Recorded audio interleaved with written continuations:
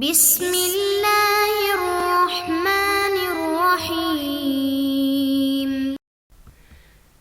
بسم اللہ الرحمن الرحیم، الحمد للہ رب العالمین، والصلاة والسلام علی رسولہ محمد وآلہ واصحابہ اجمعین، اما بعد۔ درس نمبر 56۔ آج کے سبق کا عنوان ہے حدیث منکر کی بحث۔ اس سے پہلے جو درس تھا اس میں شاذ حدیث کی بحث ذکر کی گئی اور آج منکر حدیث کی بحث ذکر کرتے ہیں۔ دونوں کا آپس میں تعلق ہے۔ شاذ حدیث اس کو کہتے ہیں جس میں ثقہ راوی اوثق کی مخالفت کرتے،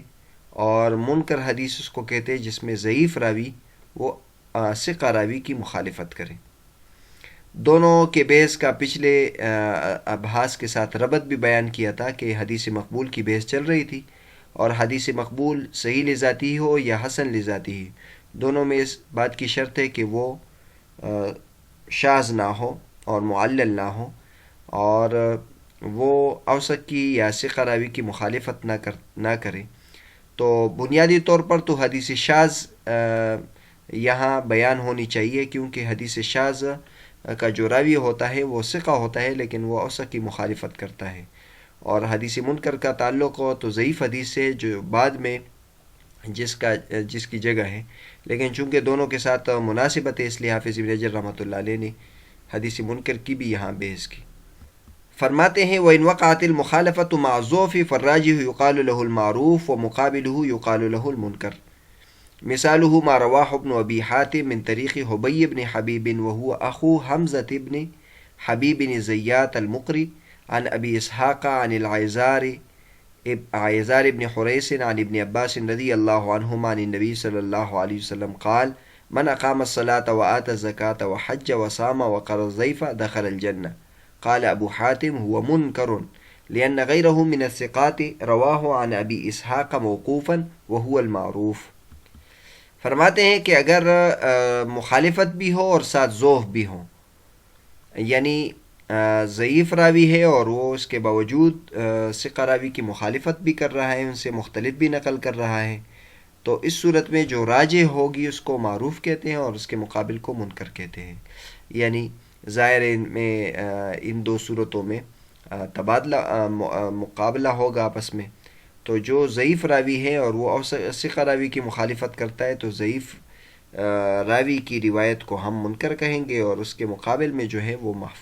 معروف کہیں گے۔ اور پچھلے درس میں جو شاذ حدیث ہے تو جو مخالفت کرتا ہے اس کی روایت کو شاذ، اور جس کی مخالفت کی گئی وہ زیادہ راوی ہے، ثقہ ہے اور زیادہ تعداد میں ہے تو اس کو محفوظ کہتے ہیں۔ مثال یہاں حافظ ابن حجر رحمۃ اللہ نے یہ دی ہے کہ ابن ابی حاتم نے حبی ابن حبیب کی روایت سے یہ روایت نقل کی ہے، اور حبی ابن حبیب یہ حمزہ ابن حبیب زیات المقری مشہور شخصیت ان کے بھائی ہے۔ حبی ابن حبیب روایت کرتے ابو اسحاق سے، وہ عیزار ابن حریث سے، وہ ابن عباس رضی اللہ تعالیٰ عنہما سے، اور وہ نبی کریم صلی اللہ علیہ وسلم سے نقل کرتے ہیں۔ فرماتے ہیں نبی کریم صلی اللہ علیہ وسلم جس نے نماز قائم کی اور زکوٰۃ دی اور حج کیا اور روزہ رکھا اور مہمان کی مہمان نوازی کی تو وہ جنت میں داخل ہوگا۔ امام ابو حاتم فرماتے ہیں کہ یہ حدیث منکر ہے، یعنی اس سند کے ساتھ منکر ہے، کیونکہ دیگر ثقہ راوی اس حدیث کو روایت کرتے ابو اسحاق سے موقوفاً موصولاً نقل نہیں کرتے، اور وہی معروف ہے۔ اس مثال کو سمجھنے کے لیے ذرا نقشہ دیکھ لے تو یہ واضح ہو جائے گا۔ حدیث شریف من قام الصلاۃ وآتى الزکاۃ وحج وصام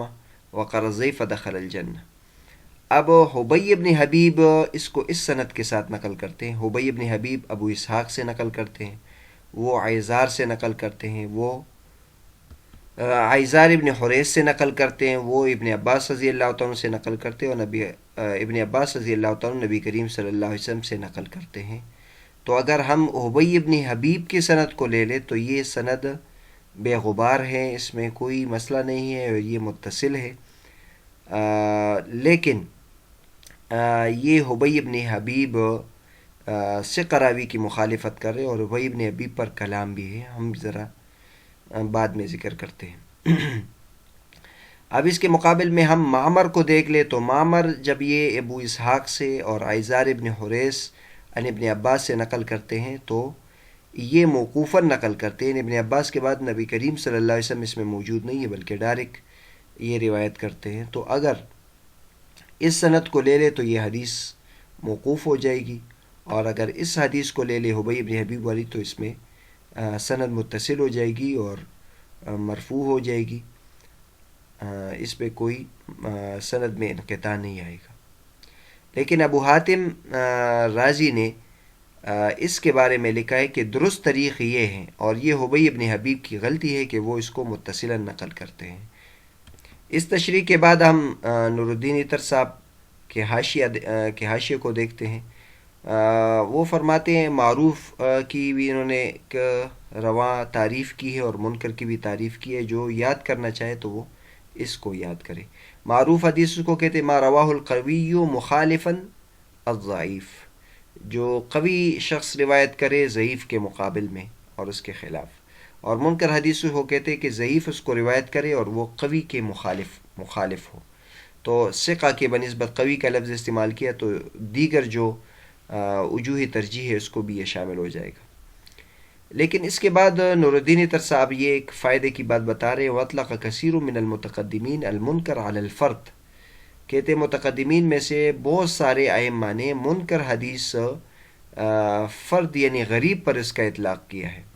وَلَوْ كَانَ رَاوِيهِ ثِقَةٌ، اگرچہ اس کا راوی ثقہ ہو. تو یہ ذہن میں رہنا بہت ضروری ہے، کیونکہ یہاں ہم جو بیس کر رہے ہیں تو وہ منکر حدیث ایک شدید قسم کی ضعیف حدیث ہوتی ہے، جبکہ متقدمین منکر حدیث شدید قسم کے ضعیف حدیث پر استعمال نہیں کرتے، بلکہ مطلقاً جو غریب ہو اور اکیلے ہو متفرد ہو اس پر اس کا منکر کا اطلاق کرتے ہیں اگرچہ راوی اس کا ثقہ ہو.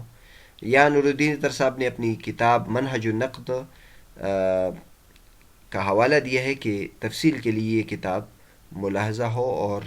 مزید اس کے بارے میں خود نزہۃ النظر صفحہ نمبر 92 میں بھی بحث آ جائے گی. ہم یہاں فائدے کے لیے شیخ نور الدین عطر صاحب کی جو کتاب ہے منہج النقد اس کا حوالہ نقل کرتے ہیں، کیونکہ بہت ضروری بحث ہے. منہج النقد فی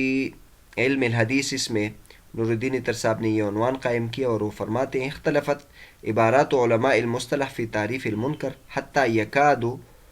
یشتبہ امرہ لدى الناظر،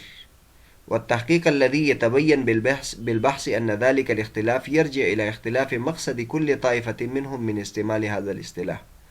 وقد وجدنا بالبحث في ذلك مسلكين للعلماء نفصلها فيما يلي. نور الدین عطر صاحب فرماتے ہیں کہ منکر کی تعریف میں بہت زیادہ اختلاف منقول ہے سلف سے، اور غور و فکر کے بعد اس میں فیصلہ کرنا چاہیے کہ یہاں ان کا مقصد کیا ہے. تحقیق کے بعد منکر کے بارے میں ہمیں جو تحقیق حاصل ہوئی ہے اس میں یہ کہ دو مسلک ہے علماء کرام کے. ایک مسلک تو وہ بیان کیا جو حافظ ابن حجر رحمۃ اللہ علیہ کے حوالے سے یہاں ہم نے ذکر کر دیا کہ ما رواہ الضعیف مخالفا للثقہ، اور اس کے بارے میں فرماتے وعلى هذا كثير من المحدثین وهو الذي استقر عليه هذا الاصطلاح، اس پر بہت زیادہ محدثین ہیں اور اب اصطلاح اسی پر ہی قائم ہوا ہے کہ منکر حدیث اسی کو کہتے ہیں متاخرین کے ہاں. وعلیہ جر الحافظ ابن حجر فی النخبہ وشرحہ، اسی پر حافظ ابن حجر رحمۃ اللہ علیہ چلے ہیں نخبہ اور اس کی شروحات. دوسرا مسلک یہ بیان کیا ہے التوسع فی اطلاق المنکر وانہ ما تفرد به راویہ. دوسرا مسلک یہ منکر میں بہت وسعت سے کام لیتے ہیں اور جو بھی متفرد ہو اس کو منکر کہتے ہیں. خالف او لم یخالف، چاہے وہ مخالفت کرے یا نہ کرے اگرچہ وہ ثقہ ہو. اور تو لہٰذا دونوں جگہ میں یہ مختلف ہے، یعنی مخالفت کے قید میں بھی یہ متاخرین کے ساتھ مختلف ہیں، اور ثقہ ہونا بھی ان کے نزدیک شرط نہیں ہے. اور اس کے بعد نور الدین عطر فرماتے وہذا یشمل صورا متعددہ، اور اس کی پھر منکر کی کئی صورتیں بن جاتی ہے، ان میں سے ہر ایک پر محدثین نے منکر کا اطلاق کیا ہے، اور یہ متقدمین میں سے اکثر حضرات کا مسلک ہے. اور اس کے بعد نور الدین عطر صاحب نے بہت زیادہ مثالیں دی ہیں اس کی کہ محدثین متقدمین کے کلام میں منکر کا اطلاق ہوا ہے، لیکن وہ اس معنی میں نہیں جس معنی میں حافظ ابن حجر رحمۃ اللہ علیہ یا متاخرین استعمال کرتے ہیں۔ اس کے بعد نور الدین عطر صاحب نے حاشیے میں ابن ابی حاتم کا ذکر کیا ہے، جو ابو حاتم رازی کے بیٹے ہیں۔ فرماتے ہیں عبد الرحمن بن ابی حاتم محمد بن ادریس التمیمی الحنظلی الرازی ابو محمد، 240 ان کی ولادت ہے اور 327 ان کی وفات ہے۔ ورتحل به ابوہ ابو حاتم فادرک الاسانید العالیہ، ان کے والد ابو حاتم ان کو اپنے ساتھ لے کر گئے تھے علمی سفر میں، جس کی وجہ سے ان کو عالی اسانید حاصل ہوئی تھی۔ انہوں نے اپنے والد اور ابو زرع رازی کا علم حاصل کیا تھا، یعنی ان کو یہ بہت خوش نصیب تھے اس معنی میں کہ ان کے جو والد ہیں وہ بھی علم جرح و تعدیل کے امام تھے، علل کے امام تھے، اور ان کے جو دوسرے معاصر دوست تھے ابو زرع رازی، ان دونوں کا علم انہوں نے حاصل کیا تھا۔ وکان اماما بحرا فی العلوم، ابن ابی حاتم یہ علوم میں سمندر تھے، زاہد تھے۔ وکان یعد من الابدال، اور یہ ان کا شمار ابدال میں ہوتا ہے۔ یہ ایک صوفیہ کی اصطلاح ہے ابدال، اور اس کے بارے میں کئی کتابیں لکھی گئی کہ کس کس زمانے میں کون کون سے ابدال تھے، قطب تھے۔ تو بہرحال ان کے بارے میں بھی یہ بات ہے کہ یہ ابدال میں شمار ہوتے ہیں۔ 327 ان کی وفات ہے۔ ان کی کتابوں میں مشہور کتاب الجرح و تعدیل ہے۔ الجرح و تعدیل بہت ہی نادر اور بہت ہی عمدہ کتاب ہے۔ متقدمین ائمہ میں سے جو تاریخ روات پر اور جرح و تعدیل پر جو کتابیں ہم تک پہنچی ہیں، اس میں ایک الجرح و تعدیل ہے جو بہت قدیم ہے اور یہ چھپی ہے، اور اسی طرح تاریخ کبیر امام بخاری رحمۃ اللہ علیہ کی۔ اس کے بارے میں ہے کہ یشہد بعلو مرتبتہ، یہ کتاب اس کے علوی مرتبہ کی دلیل ہے۔ اچھا، یہ جو کتاب ہے جرح و تعدیل، یہ کبھی کبھی ان کی طرف بھی اس کی تصنیف منسوب ہو جاتی ہے ابن ابی حاتم کی طرف، اور کبھی ابو حاتم کی طرف بھی اس کی نسبت ہو جاتی ہے۔ تو دونوں بات درست ہے، کیونکہ انہوں نے اپنے والد صاحب کے اقوال اس میں جمع کیے ہیں اور ابو زرع رازی کے اقوال اس میں جمع کیے ہیں، تو ان کی طرف بھی نسبت درست ہے اور ان کی طرف بھی نسبت درست ہے۔ ان کی ایک اور کتاب علل یہ بھی چھپی ہے، اور یہ ان کے عمق نظر، گہری نظر کی دلیل ہے۔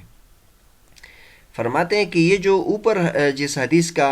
حبیب ابن حبیب کی حدیث کا ذکر کیا تھا اور اس میں ابو حاتم کا قول نقل کیا تھا، یہ العلل موجودہ چھپی ہوئی کتابوں میں العلل جلد نمبر 2 صفحہ نمبر 182 میں ہے، لیکن اس میں یہ بات ہے کہ یہ جو قول ابو حاتم رازی کا نہیں ہے بلکہ ابو زرع رازی کے حوالے سے نقل ہے۔ ھذا حدیث منکر انما هو عن ابن عباس موقوف، یہ ان کا حوالہ ہے۔ اس کے بعد ابن علامہ نور الدین عطر صاحب جو دیگر حضرات ہیں، روات ہیں، ان کے حالات بیان کرتے ہیں۔ حبیب ابن حبیب اس کو مرفوعاً نقل کرتے ہیں اور دیگر سے قراوی اس کو موقوفاً نقل کرتے ہیں۔ تو حبیب کی حدیث پر اس بات کا حکم لگایا گیا کہ یہ منکر ہے، کیونکہ حبیب نے سے قراویوں کی مخالفت کی ہے، اور حبیب کے بارے میں بتاتے کہ یہ ضعیف جدہ ہے۔ ابو زرع رازی نے اس کو ضعیف قرار دیا ہے اور ابن مبارک نے اس کو چھوڑا ہے۔ اس کے حوالہ دیکھ لے، لسان المیزان جلد نمبر 2 صفحہ نمبر 174۔ آگے جو نور الدین عطر صاحب نے کوئی جملہ لکھا ہے، وَشَكْلُهُ عَلَى غَيْرِ الْمُثْبَتِ سَهْوٌ فَتَنَبَّهْ، کہ حبیب ابن حبیب کے جو تلفظ ہم نے لکھے ہیں، جو اعراب ہم نے لکھے ہیں، اس کے علاوہ پر اس کو بولنا یا لکھنا یہ غلطی ہے، لہٰذا اس کو ذہن میں رکھیں۔ حبیب ابن حبیب ہے، ہم اگر اعراب نہ لگے تو دونوں کو حبیب ہی پڑھ لیں۔ تو یہ آگے انشاءاللہ مستقل اس پر بحث آ جائے گی کہ راوی کو روات اس کو کس طریقے سے پڑھنا ہے، اس کے لیے کتنے علوم کا اور کتنے انواع کا محدثین نے بنائے ہیں۔ تو یہاں بتاتے ہیں حبیب لفظ حبیب لفظ نہیں ہے۔ حدیث منکر کی مثال بیان کرنے کے بعد حافظ ابن حجر رحمۃ اللہ علیہ فرماتے ہیں وعرف بهذا ان بین الشاذ والمنکر عموما وخصوصا من وجه لأن بينهما اجتماعا في اشتراط المخالفة وافتراقا في أن الشاذ رواية ثقة أو صدوق والمنكر رواية ضعيف وقد غفل من سوى بينهما والله تعالى أعلم۔ حافظ ابن حجر رحمۃ اللہ فرماتے ہیں کہ اس سے یہ بات معلوم ہو گئی کہ شاذ اور منکر میں عموم خصوص من وجہ کی نسبت ہے، کیونکہ ان دونوں میں ایک اس بارے میں تو اتفاق ہے کہ مخالفت ضروری ہے، لیکن اس میں ان دونوں میں افتراق ہے، جدائی ہے، کہ شاذ ثقہ راوی کی روایت کو کہتے ہیں اور یہ ثقہ یا صدوق راوی کی روایت، اور منکر جو ہے وہ ضعیف راوی کی روایت کو کہتے ہیں۔ اور بعض حضرات نے جو ان میں برابری یعنی تساوی کی نسبت بیان کی ہے وہ غفلت کے شکار ہوئے، ان کو معلوم نہیں ہوا، اس لیے وہ دونوں کو ایک قرار دیا ہے۔ پہلے بھی بتایا تھا کہ حافظ ابن حجر رحمۃ اللہ علیہ شاذ اور منکر کو الگ الگ قسمیں بیان کرتے ہیں، اور دونوں میں یہاں صراحتاً بھی بتا دیا کہ ان دونوں میں عموم خصوص من وجہ کی نسبت ہے۔ عموم خصوص من وجہ یہ منطق کی اصطلاح ہے جس میں 3 مادے ہوتے ہیں، 2 مادے، ایک مادہ اجتماعی ہوتا ہے اور 2 مادے افتراقی ہوتے ہیں۔ تو جہاں مخالفت ہو تو اس بات میں تو شاذ اور منکر میں اشتراک ہے کہ دونوں میں مخالفت ہوتی ہے، لیکن اگر ثقہ راوی مخالفت کرے تو اس کو شاذ کہتے، پھر منکر نہیں کہتے، اور اگر ضعیف راوی مخالفت کرے تو اس کو منکر کہتے، شاذ نہیں کہتے۔ تو اس طرح یہ 3 مادے ہو گئے، اور یہ حافظ ابن حجر رحمۃ اللہ علیہ کا مسلک ہے، اور یہاں حافظ ابن حجر رحمۃ اللہ علیہ ان لوگوں پر رد بھی کیا ہے کہ جو ان میں تساوی کی نسبت قرار دیتے ہیں۔ اس سے یہ معلوم ہوا کہ بعض حضرات کا مسلک یہ کہ ان دونوں میں تساوی کی نسبت ہے، اور اس سے مراد حافظ ابن حجر رحمۃ اللہ علیہ ہم اگر نیچے حاشیے میں دیکھیں نور الدین عطر صاحب فرماتے لعلہ یرید الامام ابن صلاح، اور ابن صلاح کی کتاب علوم حدیث صفحہ نمبر 80-81 دیکھے، اور اس پر جو ہماری تعلیقات ہیں اس کو دیکھ لیں۔ اور یہ بات درست ہے، علامہ ابن صلاح رحمۃ اللہ علیہ اور متقدمین، یہ ابھی ہم نے ذکر کر دیا علامہ نور الدین عطر کے حوالے سے، اور دیگر حضرات نے بھی یہ بات ذکر کی ہے کہ متقدمین منکر اور شاذ میں فرق نہیں کرتے،